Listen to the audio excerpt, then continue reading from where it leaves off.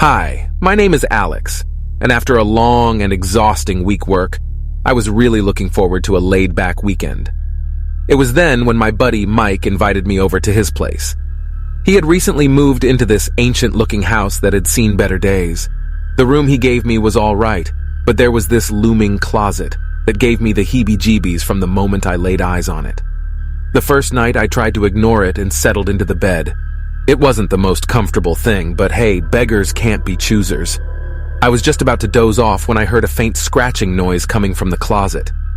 At first, I brushed it off as my imagination playing tricks on me, but then it happened again and again. I thought maybe it was just some rats or mice having a party in there. Mike assured me he'd deal with it in the morning, so I reluctantly tried to go back to sleep.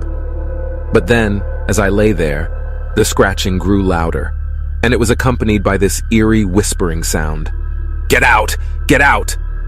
Okay, now I'm not easily scared, but that freaked me out, all right? It really got to me. Those whispers seemed to be coming from inside the closet, but there was no way I was going to check it out. I just pulled the covers over my head and hoped for morning to come quickly.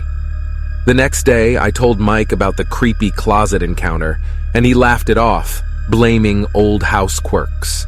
We tried to carry on with our weekend plans, but every time I passed that closet, I couldn't help but feel like something was watching me from inside. As night fell again, I braced myself for another round of scratching and whispering. But to my surprise, everything was eerily quiet. It was almost worse because the silence felt heavy, like something was brewing. Just as I started to think I had imagined the whole thing, the closet door slowly creaked open. I froze, my heart pounding in my chest. Out of the darkness, a pale, bony hand emerged, reaching towards me. I bolted out of bed and ran to wake up Mike, but when we returned to the room, the closet was closed again, and there was no sign of anything unusual. Mike probably thought I was just losing my mind, and honestly, I couldn't blame him. The rest of the weekend was tense, and I couldn't wait to get out of that creepy house. I never did find out what was in that closet, and I'm not sure I want to know. Mike didn't believe my story, and part of me wonders if I imagined it all. But deep down, I know what I saw and heard. To this day, I still wonder about that room in the closet. Sometimes when I close my eyes, I can almost hear those whispers again, beckoning me to come back. But trust me, I'm not setting foot in that house ever again. Some mysteries are better left unsolved.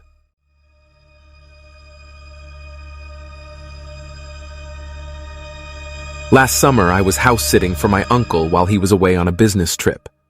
The house was a cozy two-story place, but there was something off about the basement. From the moment I stepped down those creaky stairs, I felt like I was being watched. At first, it was just a feeling of unease, but soon, things took a turn for the bizarre. Whenever I went to the basement, I would hear faint whispers, as if someone was speaking in hushed tones just around the corner. But every time I investigated, the basement would fall into an eerie silence. One evening, while I was doing laundry, I caught a glimpse of a shadowy figure out of the corner of my eye. I turned around, but there was no one there. I tried to brush it off, blaming it on my tired eyes, but that feeling of being watched persisted. The lights in the basement would flicker inexplicably, and I would find objects moved from their original positions when I returned. It was as if the basement had a mind of its own, playing tricks on me whenever it had the chance. One night, I mustered up the courage to explore the basement more thoroughly. Armed with a flashlight, I cautiously went from room to room, searching for any logical explanation for the strange occurrences. In the corner, hidden behind some old boxes, I found an old diary. As I flipped through its pages, I learned that the previous owner of the house had tragically passed away in the basement. The diary mentioned bizarre happenings and a feeling of being trapped between worlds. As I read those chilling words, a cold gust of wind swept through the basement and the lights went out. My heart raced, and I felt a presence beside me. The diary slipped from my hands, and I ran upstairs, leaving everything behind. I finished house-sitting without going back to the basement. I never told my uncle about what happened, fearing he wouldn't believe me. But I know what I experienced down there was real. The basement held secrets from the past, and I was unwillingly drawn into its unsettling mysteries. To this day, I wonder what exactly lingered in that basement. Some things are better left undisturbed, and I have no intention of ever setting foot in that creepy basement again.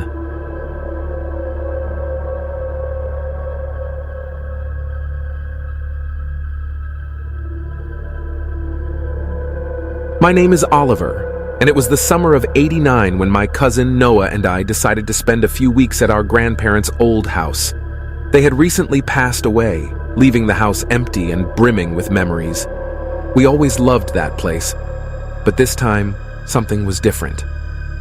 On the first night, we chose the bedroom right below the attic. As we settled in, we noticed an unsettling feeling in the air, like a heavy cloud of apprehension hanging above us. Ignoring it, we tried to brush it off as mere jitters from being in an old and unfamiliar place. But that night, strange things started happening.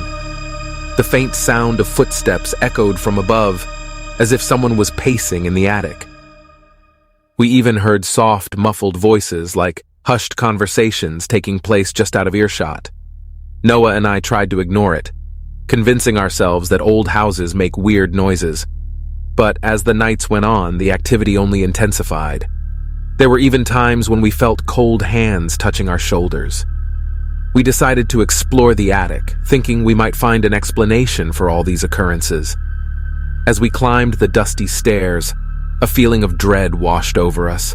The attic was cluttered with old belongings, but one thing stood out: a weathered photograph of a family we didn't recognize, with stern faces and haunted eyes. We couldn't shake the eerie feeling that something was trying to communicate with us, something from beyond. No matter how much we tried to rationalize it, the disturbances only intensified. It became too much to bear, and we eventually cut our stay short, leaving the old house and its mysteries behind. The next day, unable to shake our curiosity about the mysterious photograph and the bizarre happenings in the attic, Noah and I decided to return to the old house. We knew it might not be the wisest decision, but we couldn't resist the urge to unravel the enigma that seemed to have taken hold of the place. Before heading back to the attic, we called our uncle, hoping he might have some answers about the family in the photograph. He had spent a lot of time with our grandparents and might have heard some stories from them. But to our surprise, when we described the photograph to him, he seemed perplexed and told us he had never seen or heard of any such picture during his visits to the house. Feeling both unsettled and determined, we made our way to the attic again. As we climbed the dusty stairs, the same feeling of dread from before washed over us, but this time we were more cautious, aware of the inexplicable events that had transpired earlier. When we reached the top, our hearts pounded in anticipation. However, to our utter shock, the attic had transformed once more. There were no belongings, no photographs, no sign of the eerie occurrences we had experienced before. It was as if the attic had reverted to its abandoned state, devoid of any strange presence. Perplexed and frustrated, we searched every nook and cranny of the attic, but there was nothing to be found. No trace of the photograph, no indication of the paranormal activity that had frightened us the night before. It was as if the house was playing tricks on us, toying with our minds and emotions.